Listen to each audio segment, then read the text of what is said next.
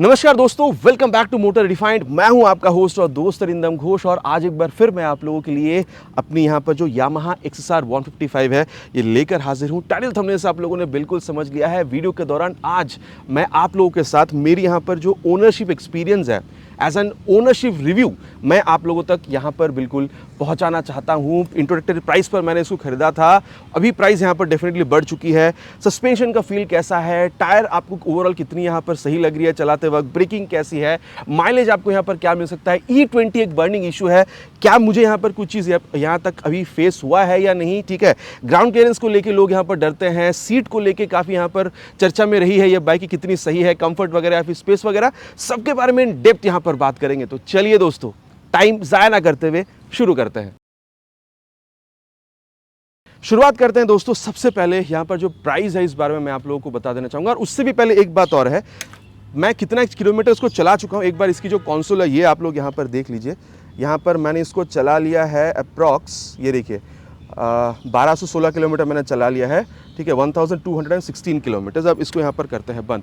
Price के बारे में आप लोगों को बता दूं, जब ये बाइक लॉन्च हुई थी 4 कलर के साथ लॉन्च हुई थी। जैसे कि ये कलर आप लोगों को मिल रहा था, आप लोगों को रेड, ब्लू और ग्रीन कलर आप लोगों को मिल रहा था। इंट्रोडक्टरी प्राइस करीबन 1.5 लाख रुपए के आसपास आप लोगों को एक शोरूम प्राइस मिल रहा था चारों ही कलर का। लेकिन अभी अगर आप लोग देख रहे हैं तो एक शोरूम प्राइस भी बदल दिया गया है। जैसे अगर आप लोग मतलब पहले मैं ये बता दूं कि ये मुझे पड़ी थी 1,81,000 रुपीज़ के आसपास। मैं ऑन रोड यहाँ पर प्राइस बात कर रहा हूँ। लेकिन अभी अगर आप लोग देखते हैं जो ब्लू कलर है वो अभी भी आप लोगों को करीबन वही 1.5 लाख रुपए के आसपास एक शोरूम प्राइस है, उस पर आप लोगों को मिल जाता है। देन अगर आप लोग यहाँ पर इसकी जो रेड कलर है वो अगर देख रहे हैं 1,56,000 के आसपास आप लोगों को मिल जाता है। ये अगर आप लोग देख रहे हैं 1,60,000 के आसपास एक शोरूम प्राइस पर मिल जाता है। और अगर आप लोग इसकी जो ग्रीन या फिर अभी जो न्यूली लॉन्च, मतलब आप कह सकते हैं पब्लिक डिमांड पे जो अभी फिलहाल लॉन्च करा गया है, काफ़ी आप कह सकते हैं कुछ दिन पहले ही, ब्लैक कलर, वो भी अराउंड आप लोगों को 1,61,62,000 के आसपास जो एक शोरूम प्राइस है वो आपको मिला। मतलब कहने का मतलब ये है,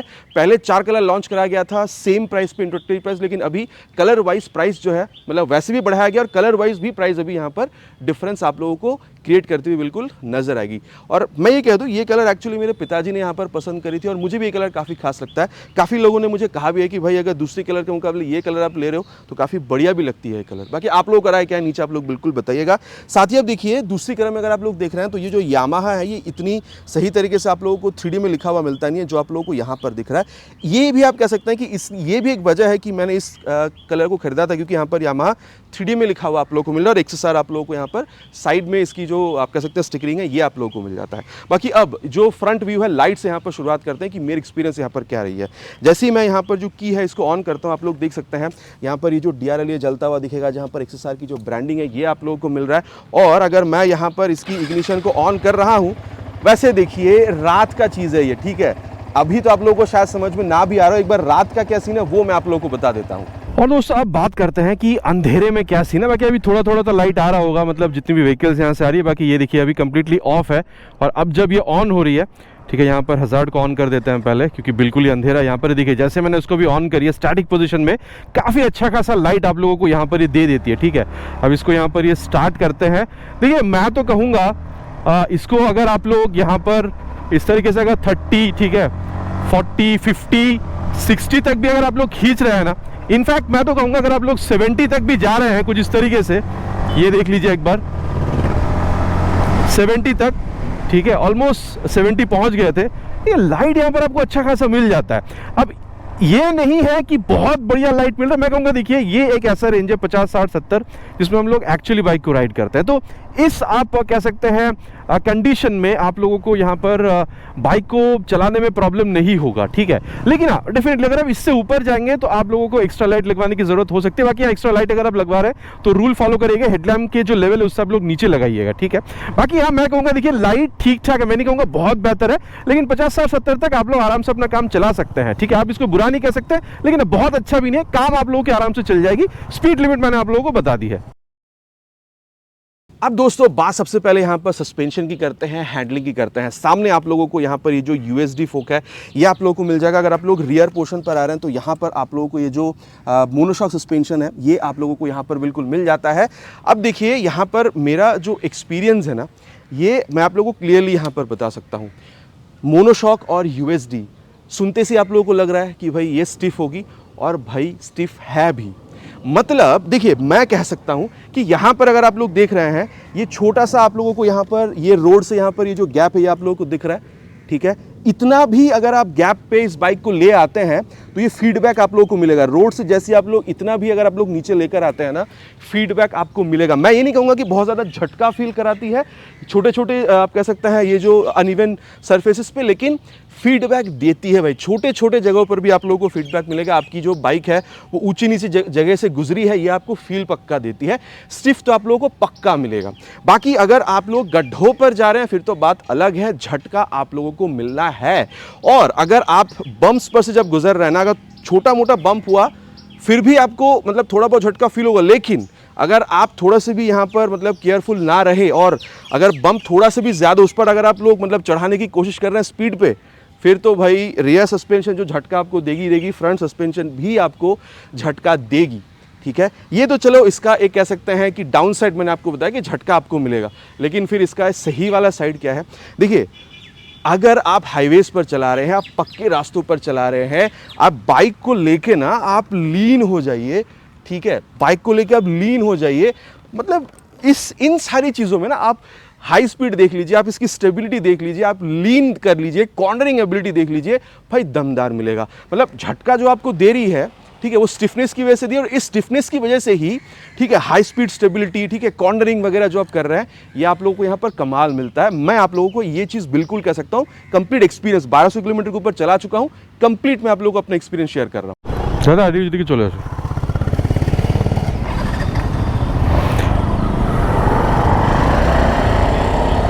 बाकी दोस्तों, सामने आप लोगों को ये जो आइलैंड है ये दिख रहा है। एक बार इसकी जो गोल चक्कर है ना, ये आप लोगों को मैं यहाँ पर बताना चाहूँगा। मतलब ये आप लोगों को यहाँ पर जो यूएसडी और मोनोशॉक मिल रहा है, इस वजह से यहाँ पर जब आप 360 भी घूम रहे हैं ना, मैं यहाँ पर थोड़ी सी लीन करने की कोशिश कर रहा हूँ। I don't know how much आप लोगों को कैमरा में यहाँ पर समझ में आ रही है, लेकिन अगर मैं यहाँ पर लीन भी कर रहा हूँ, देखिए मैं पूरा 360 यहाँ पर घूम रहा हूँ। कहीं पर भी एक ऐसा आप लोगों को फील नहीं होगा कि मतलब कॉन्फिडेंस लूज कर रहे हैं। अगर आप लीन देखिए, यहाँ पर अगर मैं लीन करूँ ना, तो ये देखिए लीन कर रहे हैं तो आप लोगों को यहाँ पर कॉन्फिडेंस में कोई कमी फील हो रही है, एक सेकंड के लिए भी आप लोगों को यहाँ पर महसूस नहीं होगा। लेकिन जैसे मैं आप लोगों से कह रहा था, अगर इस तरीके से अगर आप मतलब बम से अगर आप गड्ढों पर से गुजर रहे हैं, तो झटका आप लोगों को ये बाइक जो है ज़रूर फील कराती है। बाकी अब यहाँ पर बात टायर्स की करते हैं, खूबसूरत टायर्स के। खूबसूरत इसलिए कह रहा हूँ, काफ़ी चौड़ी आप लोगों को 100/80 सेक्शन तक का फ्रंट में tyre with 17 inches of beautiful alloy wheel, जो आप लोगों ने MT-15 या फिर R15 में भी देखा है, वो आपको मिल जाता है। और रियर में अगर आप लोग देख रहे हैं भाई, इसका तो बात ही अलग है, 140/70 सेक्शन तक का tyre, again with 17 inches of beautiful alloy wheel. Plus अगर आप लोग देख रहे हैं तो रियर व्हील जो है आप लोगों को रेडियल भी मिल जाता है। फ्रंट वाला रेडियल मिलता तो और बेहतर हो सकता था, लेकिन ठीक है, वो आप लोगों को रेडियल नहीं मिल रहा है। लेकिन देखिए, जब मैंने SP 125 का रिव्यू करा था ओनरशिप, तब मैंने आप लोगों को बताया था कि मैंने बरसात के टाइम पे नहीं चलाया है। बाकी ये देख के आप लोगों को समझ में आ ही रहा होगा। अभी भी देखिए मौसम यहाँ पर आप कह सकते हैं कि बादल वगैरह छाया हुआ है। मैंने इसको काफ़ी बारिश में चलाया है। देखिए, पहली बात तो यह है कि टायर्स अगर आप लोग देख रहे हैं, आप लोगों को सेगमेंट में सबसे चौड़ा टायर आप लोगों को यहाँ मिल जाता है। चलो फ्रंट में तो आप लोगों को N160 वगैरह में भी, या फिर अगर आप लोग यहाँ पर एक्सट्रीम देख रहे हैं वहाँ पर भी आपको मोटा टायर मिलता है। लेकिन रियर में अगर आप देख रहे हैं 140 आप लोगों को MT-15 या फिर आप कह सकते हैं R15 में ही मिलता है। इसको जो कॉम्पिटिटर्स वगैरह है N160, ठीक है, NS160 या फिर एक्सट्रीम या फिर अपाचे, कहीं भी आप लोगों को रियल में 140 सेक्शन तक का टायर मिलता नहीं है।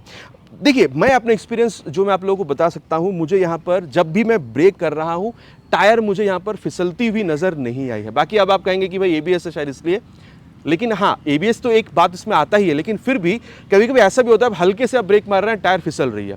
अच्छा, इसका एक कारण और भी है, यहाँ पर आप लोगों को ट्रैक्शन कंट्रोल सिस्टम मिलता है। मुझे अगर बाइक को भगाना है, ठीक है, काफ़ी लोग भगाते वक्त ट्रैक्शन कंट्रोल को ऑफ कर देते हैं, मैं कभी भी ऑफ नहीं करता हूँ। भाई ज़िंदगी एक ही बार मिली है, संभाल के ज़िंदगी को रखो, ठीक है।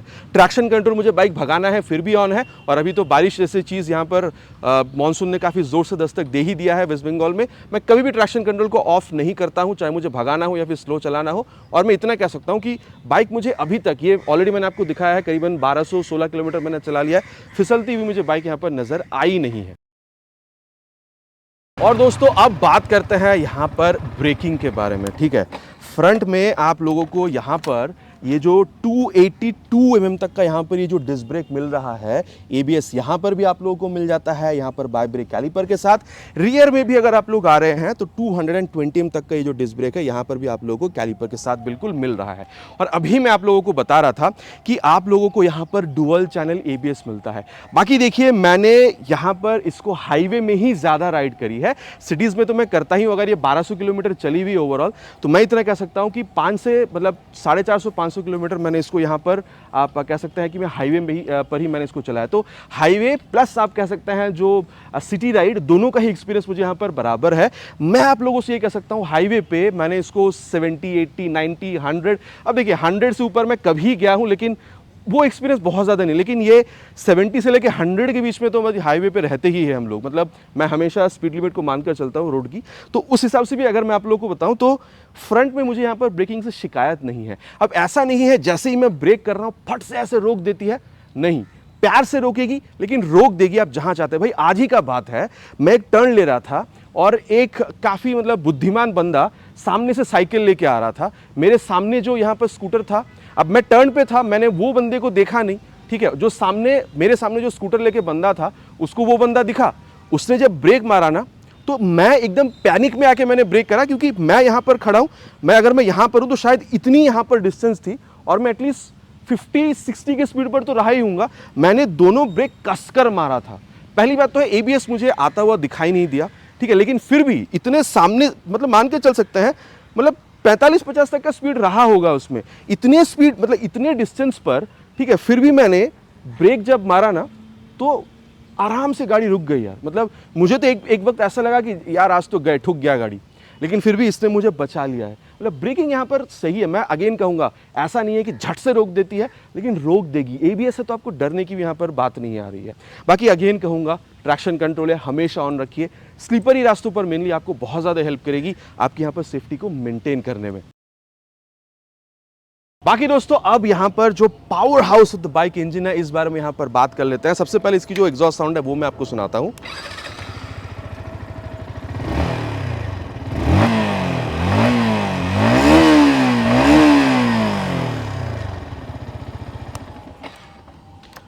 क्या ही बताऊं, एक स्मूथ सा साउंड आप लोगों को मिलेगा। डाउन साइड भी मैं आपको बता रहा हूं और जो इसकी खासियत है वो भी मैं बता रहा हूं। जैसे आप लोगों को अपाचे वगैरह में बहुत ज़्यादा बेस मिलता है ना साउंड में, वैसा वाला तो नहीं है, लेकिन आप कह सकते हैं कि काफ़ी स्मूथ जो इंजन रन हो रही है ना, एग्जॉस्ट साउंड से आप लोगों को समझ में आता है। अब इंजन के बारे में यहाँ पर बात करते हैं। जेमिन इटसेल्फ आप लोग यहाँ पर कह सकते हैं, ठीक है। 155cc single cylinder SOHC liquid cool filleted engine आप लोग को यहाँ पर मिलेगा। रेडिएटर का जो सेटअप है लिक्विड कूलिंग के लिए, ये आप लोग यहाँ पर बिल्कुल देख ही पा रहे हैं। और पावर भी यहाँ पर कहने लायक नहीं है। मतलब अगर आप यहाँ पर इसकी जो सिबलिंग है MT-15 R15 को हटा दीजिए, लेकिन कोई भी और दूसरी बाइक पर आप जा रहे हैं, चाहे वो एयर कूल हो, ऑयल कूल हो, सेगमेंट में सबसे ज़्यादा पावर यहीं पर आपको मिल जाता है। 18.4 PS तक का और 14.2 न्यूटन मीटर टॉर्क आपको मिलता है। और देखिए, ऑन पेपर ही नहीं, ठीक है, अगर आप लोग यहाँ पर, अच्छा हाँ, अगर आप लोग ड्यूक पर जा रहे हैं तो वहाँ पर थोड़ा सा और बेहतर आपको मिलता है, लेकिन फिर भी ठीक है, यहाँ पर आप लोगों को ड्यूक को अगर आप लोग नज़रअंदाज करें, सबसे बेहतर पावर टॉर्क जो है यहाँ पर आपको मिलता है। बट हाँ, ड्यूक वो 160 हो जाती है और ये 155 है। सेगमेंट के हिसाब से आप फिर भी इसी को बेस्ट मान सकते हैं पावर टॉर्क के हिसाब से। और सिर्फ मैं कहूँगा, ये ऑन पेपर ही नहीं, अगर आप लोग चला भी रहे हैं ना, तो पावर टॉर्क जो है ये आप लोगों को डेफिनेटली एक बेहतरीन फील यहाँ पर देती है, ठीक है। जब आप लोग यहाँ पर सिटीज़ में मनूवर वगैरह कर रहे हैं, मज़ा आप लोगों को यहाँ पर बिल्कुल आता है। देख लीजिए एक फुटेज इसका। बाकी अभी मैं कोलकाता के यहाँ पर IT हब के सामने, आप लोग देख सकते हैं यहाँ पर IT हब है। नाम आप लोगों को अगर पता है तो आप लोग बताइएगा, अगर रास्ता आप लोग पहचान पा रहे हैं। इस तरीके से देखिए, अगर मैं ट्रैफिक पर हूँ, अभी मैं यहाँ पर सेकेंड गियर पर डाल के भी गाड़ी को आराम से चला रहा हूँ 10-11 की स्पीड पर, ठीक है, आराम से मैं इसको चला सकता हूँ। ट्रैफिक को काट के अगर आपको निकलना है ना, तो ये एक जो आप लोगों को यहाँ पर ऑन पेपर ये हल्की समझ में आ रही है 137 किलोग्राम की, चलाते वक्त भी आप लोगों को यहाँ पर ये एक्चुअल में हल्का फील होता है। मतलब इस तरीके से अगर आप लोग ट्रैफिक को काट रहे हैं ना, तो भी आप लोगों को यहाँ पर कोई प्रॉब्लम फील नहीं होगा। मतलब गाड़ी भारी है या फिर कहीं आप लोगों को कॉन्फिडेंस लूज हो रहा है या फिर आपको चलाने में आप लोगों को सही नहीं लग रहा है, ऐसा वाला आप लोगों को फील बिल्कुल भी नहीं होने वाला है। बाकी देखिए, सिर्फ ये स्पीड वगैरह ही नहीं, यहाँ पर अगर आप लोग देख रहे हैं तो एक बार मैं आप लोगों को कंसोल बताना चाहूँगा। ये देखिए, जैसे आप ऑन करें, ये जो VVA टेक्नोलॉजी आप लोगों ने अभी यहाँ पर देखा था, एक बार दोबारा मैं ऑफ करके ऑन करूँ, ये देखिए ये VVA वेरिएबल वाल्व एक्चुएशन है, मोटा मोटा 7-7,500 RPM पे ये एक्चुअली किक इन करती है। और ऐसा नहीं है किक इन करते से थ्रॉटल रिस्पॉन्स एकदम हवा में उड़ने आप चालू हो जाएंगे, लेकिन फिर भी एक हल्का सा बेहतर चीज़ आप लोगों को एक्सेलरेशन में बिल्कुल समझ में आता है। लेकिन हाँ, 7,500 RPM 7-7.5 तक जाने के लिए आप लोगों को स्पीड काफ़ी रखना होता है। मोटा मोटा 70-80 किलोमीटर्स के ऊपर जब आप जाते हैं, जो मैंने एक्सपीरियंस किया वो मैं आप लोगों को बता रहा हूँ, तब वो किक इन करती है। तो ये थोड़ा संभाल के चलाइएगा। बाकी कुछ और भी चीज़ें हैं इस बाइक को खरीदने के लिए जो मुझे यहाँ पर काफ़ी सही लगती है। स्लीपर क्लच है, काफ़ी आप देख सकते हैं काफ़ी सॉफ्ट मिलता है। ये नहीं कहूँगा कि एकदम ही सॉफ्ट है, लेकिन काफ़ी सॉफ्ट एक्सपीरियंस जो है ये आप लोगों को मिल जाएगा। बाकी अगर आप लोग यहाँ पर गियर शिफ्टिंग देख रहे हैं ना, अप या फिर डाउन, देखिए फंसने वाला चीज़ क्या है, मैं कहूँगा ना के बराबर है। कभी ना, देखिए आप कोई भी बाइक उठा लीजिए, कभी ना कभी मतलब गियर फंसता ही है, तो वैसे ही कभी ना कभी फंसेगा, लेकिन फंसने का यहाँ पर डर आपको नहीं होगा। जैसे आप लोगों को मैंने SP 125 में बताया था कि फंसता है, क्या करने से थोड़ा कम कर सकते हैं फंसना, वैसा वाला सीन यहाँ पर आपको नहीं मिल रहा है। बाकी एक और बर्निंग इशू है, वो है E20 का टैंक। अगर आप लोग देख रहे हैं तो यहाँ पर कंप्लीटली ये मेंशन्ड है कि आपको E20 यहाँ पर बिल्कुल मिल रहा है। तो देखिए मैंने इसको नवंबर पे खरीदा था और उस टाइम भी if I am not wrong market में वो E20 फ्यूल ही चल रहा था। ऐसा नहीं है कि जो E20 फ्यूल है अभी स्टैंडर्ड फ्यूल E20 बन चुकी है तो ये रिसेंटली आया, नहीं, ये मोटा मोटा 6-8 महीने पहले से ही इंडियन मार्केट में चल रहा है। अभी शायद लोगों को कोई ना कोई प्रॉब्लम आ रही है तो शायद लोग इसके बारे में ज़्यादा सतर्क है, लेकिन मैंने उस टाइम भी इसकी माइलेज टेस्ट करी थी, ठीक है, तो वहाँ पर भी मुझे 45 के आसपास तो माइलेज मिल ही गया था। तब मैंने सर्विस भी नहीं करी थी। तो मैं ये नहीं कह, मैं E20 को यहाँ पर सपोर्ट कर रहा हूँ या फिर मैं डिसएग्री कर रहा हूँ, ऐसा नहीं है, लेकिन मैं ये कहने की कोशिश कर रहा हूँ कि E20 एनेबल्ड है। तो अगर आप लोग इस बाइक को अभी खरीद भी रहे हैं ना, तो E20 फ्यूल की वजह से आप लोगों को डरने की ज़रूरत नहीं है। भाई E85 भी अगर आता है तो उसको आने में टाइम है और उसके लिए अलग से आपको फ्यूल मिलेगा, अलग से बाइक या फिर कार 4 व्हीलर हो या फिर 2 व्हीलर या फिर कोई भी व्हीकल अलग से मिलेगा। उसमें E20 व्हीकल में E85 डाल के आप लोग नहीं चलाएंगे, तो उसके लिए डरिए मत। और E100 की तो बात ही अलग है, ठीक है, तो वो तो आने में अभी टाइम है। बाकी परफॉर्मेंस भी आप लोग देख लीजिए, देख सकते हैं जो पिलियन है मेरे साथ मेरी धर्मपत्नी भी बैठी हुई है ताकि मैं आप लोगों को सही तरीके से बता सकूं। बाकी ना जब हम लोग 0 to 60 टेस्ट करते हैं तो मैक्सिमम लिमिट पुश करते हैं, लेकिन आज आराम से खींचने की कोशिश करेंगे, फिर देखेंगे कि आराम से खींचते हुए भी कितनी जल्दी 0 to 60, 80 या फिर 100 जा सकती है। बाकी रियर व्यू मेरा काफी अच्छा खासा रियर व्यू आपको देती है। और एक बात है, आपको ना यहाँ पर हल्का सा झुककर बैठना होता है, ठीक है, तो ये एक बात है, बहुत ज्यादा नहीं। हाँ, रियर फिटेड फुटपैग आप लोगों को यहाँ पर मिल ही जाता है। एक बार स्टार्ट करते हैं फर्स्ट गियर के साथ विथ 3 हॉर्न्स।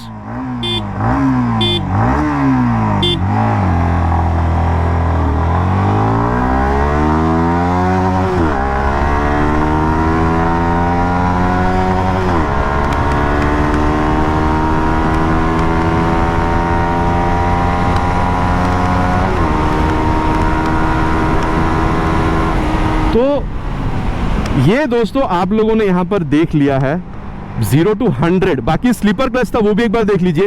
एक बार इसको भगाते हैं यहाँ पर, भगाने के बाद ये देखिए 4 से लेके 3 से लेके 2 और मैंने क्लच यहाँ पर छोड़ दिया है। VVA भी यहाँ पर एक्टिवेट हुई थी जैसी 7-7,500 RPM पे जा रही है। तो कहने का मतलब ये है आराम से भी खींच रहा हूँ, पीछे पिलियन भी बैठी हुई है, फिर भी आप देख सकते हैं परफॉर्मेंस जो है इतना आप लोगों को यहाँ पर सही मिल रहा है।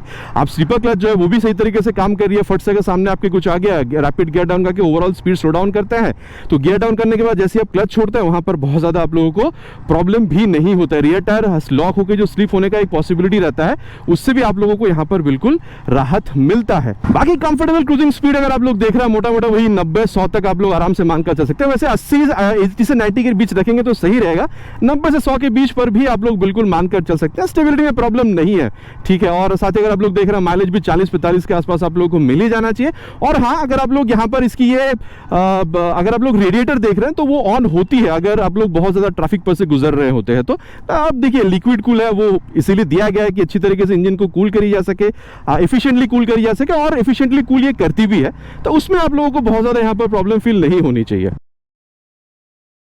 और दोस्तों अब बात करते हैं सीट की। आप देख सकते हैं मैं और मेरी धर्मपत्नी एक साथ यहाँ पर बैठे हैं। अब देखिए सीट हाइट जो है 810 mm तक का आपको मिलता है, मतलब मैं अपनी यहाँ पर सीट हाइट की बात कर रहा हूँ। तो बात यह है कि अगर आपकी हाइट अराउंड 5'5", 5'6" तक है ना, मेरे हिसाब से आप लोगों को इसको कंट्रोल करने में प्रॉब्लम नहीं होनी चाहिए इस XSR 155 को। लेकिन हाँ, अगर आप लोग कुशनिंग देख रहे हैं, सॉफ्ट भी नहीं है, हार्ड भी नहीं है, एकदम जो ठीक ठाक वाला कुशनिंग है वो आप लोगों को मिल जाएगा। और अगर आप पीछे यहाँ पर मेरी अगर आप लोग यहाँ पर सीट देख पा रहे हैं तो एक बंदा अगर हेल्दी, क्योंकि देखिए हम दोनों ही हेल्दी हैं, तो अगर हम दोनों बैठ रहे हैं तो पीछे यहाँ पर जो सीट है ये थोड़ी सी कम आप लोगों को फील हो सकती है, लेकिन अगर कोई एक हेल्दी है, अगर एक थोड़ा सा दुबला पतला है, ठीक है, तो मतलब ठीक ठाक अगर है, हेल्दी अगर नहीं है, एक हेल्दी एक ठीक ठाक अगर बैठ रहे हैं तो मेरे ख्याल से प्रॉब्लम आपको नहीं होगा। लेकिन एक बात है, मैं रेगुलर पल्सर भी यूज़ करता हूँ, तो पल्सर में क्या है ना, पीछे का सीट थोड़ा सा ऊपर होता है, तो जैसे ही मैं यहाँ पर ब्रेक करता हूँ ना, तो पीछे जो भी बैठा हुआ है वो थोड़ा सा सामने की तरफ सरकता है। लेकिन यहाँ पर पहली बात तो ये कि सीट का जो आप लोगों को जो यहाँ पर आप कह सकते हैं प्रोफाइल जो मिल रहा है, या फिर यहाँ पर सीट एकदम बिल्कुल स्ट्रेट है, तो ब्रेक मारते से ना बहुत ज़्यादा सामने सरकने का जो एक टेंडेंसी होता है ना, वो भी यहाँ पर काफ़ी हद तक बिल्कुल कम हो जाती है। बाकी मैं अगेन कहूँगा, अगर आपकी हाइट अराउंड 5'6" तक की भी है, 810 mm का है, आप आराम से मैनेज कर लेंगे। उससे नीचे अगर होगा तो आप लोगों को टिप तो थोड़ा सा ज़्यादा करना पड़ सकता है। और दोस्तों अब यहाँ पर बात करते हैं टैंक की। एक्चुअल में अगर आप देख रहे हैं 10 लीटर का टैंक मिल रहा है। वैसे तो आप लोगों को यहाँ पर सुनने में लग रहा है कि भाई आप लोगों को टैंक थोड़ा सा यहाँ पर छोटा मिल रहा है, लेकिन माइलेज भी देख लीजिए यार। इस गाड़ी में जैसा आप लोगों को परफॉर्मेंस मिलता है वैसे ही आप लोगों को यहाँ पर माइलेज मिलता है। और शायद यही वजह है कि इस गाड़ी को लोग इतनी, आप कह सकते हैं, सेगमेंट में काफ़ी एक्सपेंसिव होने के बाद भी लोग खरीदते हैं। यहाँ पर आप लोगों को स्टाइल हो, परफॉर्मेंस हो, ठीक है, माइलेज हो, सब कुछ आप लोगों को कंपनी ऑफर करती है। यहाँ पर आप लोगों को 10 लीटर के आसपास जो टैंक यहाँ पर मिल रहा है, माइलेज मोटा मोटा आप लोग 45 के आसपास एक्सपेक्ट कर सकते हैं। और मैं अभी धीरे धीरे टैंक को ना अभी यहाँ पर ड्रेन करने की कोशिश कर रहा हूँ कि मैं यहाँ पर एक आप कह सकते हैं जो माइलेज की वीडियो वो भी आप लोगों के लिए जल्द लाने की कोशिश करूँगा E20 फ्यूल के साथ। आई एम नॉट श्योर कि मैं ला पाऊंगा ही नहीं, क्योंकि XP100 पेट्रोल के साथ मैं कंपैरिजन करना चाहता हूं जो अभी यहाँ पर अवेलेबल नहीं है। लेकिन अवेलेबल अगर हो जाती है तो मैं कोशिश करूंगा XP100 1 लीटर और नॉर्मल E20 पेट्रोल 1 लीटर पे कितना माइलेज डिफरेंस आता है वो मैं आप लोगों तक यहाँ पर पहुंचा सकूँ। मोटा मोटा आप लोग यहाँ पर 45 के आसपास जो माइलेज है, और अगर आप लोग काफ़ी सिटी के बीच में से भी चला रहे हैं 40 से 45 तक का माइलेज जो है वो आप लोग यहाँ पर बिल्कुल एक्सपेक्ट कर सकते हैं, ठीक है। बाकी एक बात है, अगर आप लोग यहाँ पर इसकी एक क्वालिटी देख रहे हैं, फाइबर पार्ट की क्वालिटी ये थोड़ी सी और बेहतर यहाँ पर हो सकती थी। लेकिन अगर आप लोग मेटालिक क्वालिटी देख रहे हैं, या फिर देखिए मैंने यहाँ पर आप कह सकते हैं ये जो ग्रैब हैंडल है ये मैंने यहाँ पर लगवाई हुई है, यहाँ पर मोटा मोटा यहाँ पर 1300 रुपये के आसपास मुझे पड़ी थी। Metallic quality is quite good, लेकिन अगर आप फाइबर क्वालिटी देख रहे हैं तो ये थोड़ी सी और अच्छी यहाँ पर हो सकती थी, ठीक है। बाकी अगर आप लोग यहाँ पर इसकी ग्राउंड क्लियरेंस देख रहे हैं, ये देखिए यहाँ पर एक काफ़ी डाउट एक चीज़ आ रही थी। पहले एक मतलब जब ये लॉन्च हुई थी लोगों को डाउट था, 120 बोल रहा था, 130 बोल रहा था, कोई 140 बोल रहा था। अभी अगर आप लोग देख रहे हैं कंपनी इसको क्लियर कर दिया है, ठीक है। 120 mm तक का जब आप कंप्लीटली अगर आप लोग इसको दबा दे रहे हैं, कंप्लीटली सस्पेंशन मतलब दब जा रही है, फिर भी आप लोगों को 120 mm तक का ग्राउंड क्लियरेंस मिल जाता है। लेकिन वैसा होता नहीं है। लेकिन अगर आप लोग नॉर्मल ग्राउंड क्लियरेंस देख रहे हैं वो 170 mm तक की है। और मैंने आपको यहाँ पर बैठ कर भी बताया था, हम दोनों ने आप लोगों को बैठ कर भी बताया, फिर भी ग्राउंड क्लियरेंस से बहुत ज़्यादा यहाँ पर फर्क आ नहीं रहा है। बाकी एक और बात है, ये मेरे बोलने से यहाँ पर कुछ फर्क पड़ता नहीं है। आप लोग एक बार ये फुटेज देख लीजिए, लोग माप लीजिए। सामने जो आप लोगों को जो दिख रहा है देख सकते हैं, इतना ऊंचा आप लोगों को एक बम्पर मिल रहा था, लेकिन फिर भी आराम से क्रॉस कर गई है, कोई प्रॉब्लम नहीं होगा। बाकी रियर पोर्शन के बारे में बात करते हैं। एक बार इसकी जो की है उसको ऑन कर देते हैं कुछ इस तरीके से। ये जो टेल लैंप है मुझे काफ़ी पसंद आती है, लेकिन जब मैंने आप लोगों को बैठ के बताया था यहाँ पर, पिलियन जब साथ में थी तो आप लोगों ने देखा था पिलियन अगर कोई बैग होल्ड करता है ना तो डायरेक्टली इसको हिट करेगा। तो मैं कहूँगा यहाँ पर अगर आप लोग एक कैरियर वगैरह लगा लेते हैं, टॉप रैक वगैरह, तो सही रहेगा, नहीं तो ये हिट होने के चांसेस ज़्यादा है। आप इसको ख़राब कर सकते हैं अगर आप बैग वगैरह पिलियन अगर कोई यहाँ पर अगर होल्ड कर रहा है तो, ठीक है। बाकी एक और बात है, अभी देखिए बरसात का मौसम है, देखिए छींटे यहाँ पर आई है, तो ये जो मडगार्ड है, मैं ये नहीं कहूँगा कि कंप्लीट जो, अगर आप खुद भी राइड कर रहे हैं पिलियन के साथ भी है तो कंप्लीट छींटा आपके पास आ जाएगा, ऐसा नहीं है, लेकिन छींटा आएगा। जो कीचड़ वगैरह उछलती है ना पीछे, वो आप तक भी आएगा। मैं ये नहीं कहूँगा अगेन कि बहुत ज़्यादा आएगा, लेकिन इतना तो छींटा आएगा कि समझ में आ जाएगा कि हाँ भाई छींटा पीछे लगा हुआ है मेरे, इतना आप लोगों को यहाँ पर मिल जाएगा, ठीक है। मतलब हल्का सा कपड़ा आपकी गंदा करेगी ये। बाकी दोस्तों अब यहाँ पर जो हैंडल बार या फिर आप कह सकते हैं मीटर कंसोल, इस बारे में बात करते हैं। मीटर कंसोल में यहाँ पर अगेन लोगों को डाउट रहता है कि क्या यहाँ पर इसकी जो ब्राइटनेस है ये दिन में या फिर रात में सूटेबल है।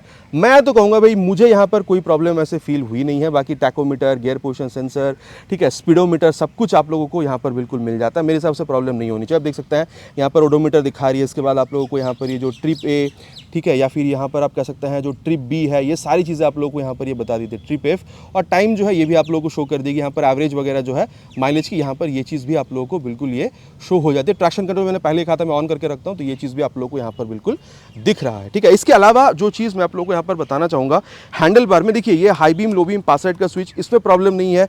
ये जो टर्न इंडिकेटर है प्रॉब्लम इस पर भी नहीं है। प्रॉब्लम ये है हम लोगों को आदत है कि हॉर्न नीचे होता है यहाँ पर, लेकिन हॉर्न ये जो ऊपर है ना, ये आप लोगों को थोड़ा सा बॉदर कर सकता है। नहीं जब आप लोग इस गाड़ी को चला रहे होंगे, अगर आप लोग इसको डेली राइड करते हैं तो आपको आदत लगने में थोड़ा सा टाइम लगेगा कि हॉर्न ऊपर है और ये जो टर्न इंडिकेटर है ये नीचे है। तो ये एक प्रैक्टिकल एक्सपीरियंस मैंने आपको बताया। बाकी अगर आप लोग राइट साइड में देख रहे हैं किल स्विच, स्टार्ट स्विच, या फिर आप कह सकते हैं हैजार्ड लैम्प का ये जो ऑप्शन है ये भी आप लोगों को मिल जाएगा। एक बार मैं अगर आप लोगों को बताऊं तो पीछे भी आप लोग देख सकते हैं हैजार्ड लैम्प, फ्रंट में हो चाहे रियर में, आप लोगों को जो सेम एलईडी टर्न इंडिकेटर है ये आप लोगों को बिल्कुल यहाँ पर कंपनी ऑफर करती है और काफ़ी शानदार भी ये लगती है।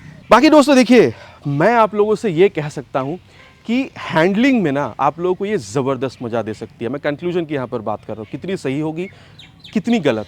देखिए हैंडलिंग में आप लोगों को ये मज़ा दे सकती है। ओवरऑल अगर आप इसकी लुक देख रहे हैं, कैफे रेसर टाइप की हल्की सी जो लुक है वो आप लोगों को यहाँ पर मिल जाता है। 2 आप लोगों को यहाँ पर इसकी किट भी मिलती है, मोटा 12,000 रुपये के आसपास यहाँ पर कैफे रेसर किट भी आ जाती है। सामने आप लोगों को जो वाइजर वगैरह वो आप लोगों को मिल जाएगा, या फिर आप जो स्क्रैम्बलर किट है वो भी आप लोगों को यहाँ पर बिल्कुल मिल जाता है, वो भी 12,500 रुपये के आसपास आ जाती है। तो लुक में अगर आप लोग देख रहे हैं, हैंडलिंग में अगर आप लोग देख रहे हैं, ज़बरदस्त है। झटका आपको लगेगा अगर आप ज़्यादा गड्ढे या फिर बम्प्स पर से जा रहे हैं, वो मैंने आप लोगों को बिल्कुल यहाँ पर कही है। और साथ ही मैं कहूँगा देखिए एक्सेलरेशन में कोई तोड़ नहीं है, एक्सेलरेशन भी काफ़ी गजब है। माइलेज भी आप लोगों को सही मिल जाता है, चाहे आप खुद राइड कर रहे हो, आप सिटीज़ में हो, पिलियन के साथ हो, 40-45 के बीच में तो आप लोगों को मिल ही जाना चाहिए। उससे नीचे मेरे हिसाब से नहीं जाना चाहिए। मेरे एक्सपीरियंस में आप लोगों के साथ यहाँ पर शेयर कर रहा हूँ। अगर आप लोगों को मिला है इससे ऊपर नीचे तो आप बिल्कुल बताइएगा। बहुत सारी चीज़ों पर डिपेंड करती है, कितना वेट के साथ आप चला रहे हैं, रोड कंडीशन कैसी है, आप कितनी बार ब्रेक या फिर इन सारी चीज़ों का इस्तेमाल कर रहे हैं, कितनी ज़्यादा आप रेव कर रहे हैं, सारी चीज़ों पर डिपेंड करता है। मोटा 40 से 45 के बीच में मानिए, उससे ऊपर भी ये जा सकती है, कैपेबिलिटी है, ठीक है। और साथ ही देखिए मैं कहूँगा ब्लूटूथ अगर आप लोग देख रहे हैं यहाँ पर, मैंने बहुत ज़्यादा इस्तेमाल करा नहीं है, लेकिन हाँ यहाँ पर नेविगेशन तो आपको दिखेगा नहीं, कॉल SMS अलर्ट वगैरह आप लोग यहाँ पर देख सकते हैं, ठीक है। तो देखिए मैं कहूँगा यहाँ पर सिर्फ एक चीज़ पर आप लोगों को थोड़ा सा चीज़ खटक सकता है, वो है इसकी ये फाइबर क्वालिटी। लेकिन वो भी ऐसे नहीं है कि भाई एकदम हिल रहा है, ऐसा वाला नहीं है, लेकिन इससे और ये बेहतर हो सकता था। तो मैं कहूँगा देखिए, अच्छी आप लोगों को हैंडलिंग चाहिए, अच्छा आप लोगों को लुक चाहिए, अच्छा आपको माइलेज चाहिए, अच्छा आप लोगों को यहाँ पर सेफ्टी चाहिए, अच्छा आप लोगों को यहाँ पर परफॉर्मेंस चाहिए, ठीक है। आपको यहाँ पर liquid cool 6 speed gear box वाला इंजन चाहिए, ठीक है। मेरे हिसाब से आप लोग अगर 1,80,000 से 1,90,000 के आसपास अगर आप लोगों की बजट है, आप सिटी राइड कर रहे हैं, कभी कभी हल्का फुल्का आप लॉन्ग राइड पर निकल जाना चाहते हैं, खुद निकल रहे हैं या फिर पिलियन के साथ, आप मेरे ख्याल से इस बाइक को यहाँ पर प्रेफर कर सकते हैं। प्रॉब्लम मेरे हिसाब से आप लोगों को नहीं होनी चाहिए। आशा करता हूँ दोस्तों मैंने आप लोगों तक यहाँ पर इसकी सारी जो एस्पेक्ट्स थी वो मैंने आप लोगों तक यहाँ पर पहुँचा दी। इसके बाद भी अगर आप लोगों को और कुछ अगर डाउट होती है तो नीचे आप लोग कमेंट पर लिखकर प्लीज़ बता सकते हैं। और अगर आप ऑलरेडी XSR ओनर हैं और आप इस वीडियो को देख रहे हैं, आपका क्या एक्सपीरियंस है, मेरे एक्सपीरियंस के साथ आपका एक्सपीरियंस कितना मिल रहा है, या फिर कितनी डिफरेंट है या फिर कितनी सिमिलर है, नीचे कमेंट पर लिखकर बताना प्लीज़ नहीं भूलिएगा। It's my request. आशा करता हूँ वीडियो आपको पसंद आई है। अगर पसंद आई है तो प्लीज़ वीडियो में एक लाइक कर दीजिएगा। चैनल पर पहली बार आ रहे हैं तो सब्सक्राइब करके बेल बटन कॉल पे हिट करना प्लीज़ नहीं भूलिएगा। It's my request again. बहुत जल्द मुलाकात होगा चैनल पर आप लोगों से। Till then ride safe and जय हिंद।